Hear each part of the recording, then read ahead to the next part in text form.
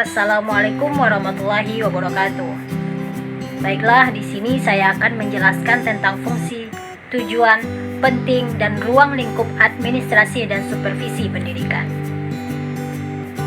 Administrasi pendidikan merupakan proses untuk mencapai tujuan pendidikan melalui segenap pengintegrasian dan pengerahan dari fungsi-fungsi administrasi atau fungsi manajemen terhadap keseluruhan bidang garapan administrasi pendidikan. Administrasi pendidikan penting sebagai subsistem dari segala sistem secara keseluruhan dalam sistem pendidikan di sekolah atau lembaga satuan pendidikan.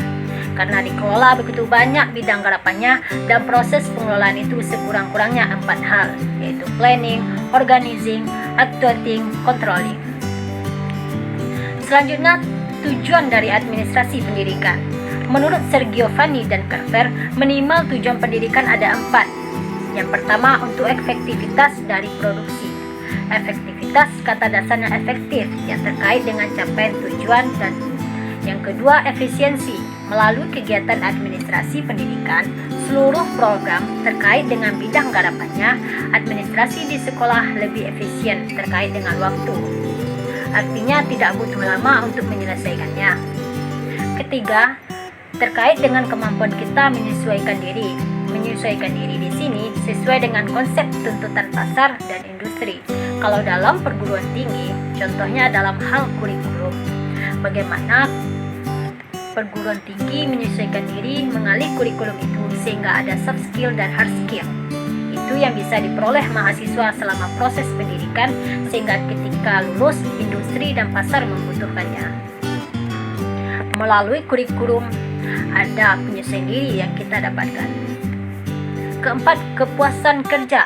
Setiap program yang dilandasi dengan rencana yang matang, organisasi yang tepat, dilakukan kontrol akan berjalan dengan apa yang sudah dipersiapkan.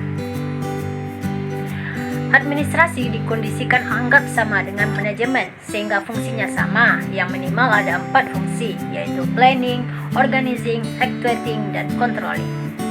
Yang pertama ada planning atau perencanaan, merupakan keseluruhan pemikiran dan penentuan secara matang hal-hal yang akan dikerjakan di masa datang dalam rangka mencapai tujuan.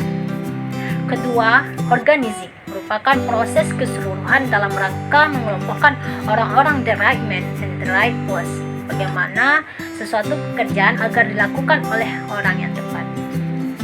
Ketiga, actuating, merupakan pelaksanaan. Ini lebih menekankan pada kegiatan yang berhubungan langsung dengan orang-orang di organisasi.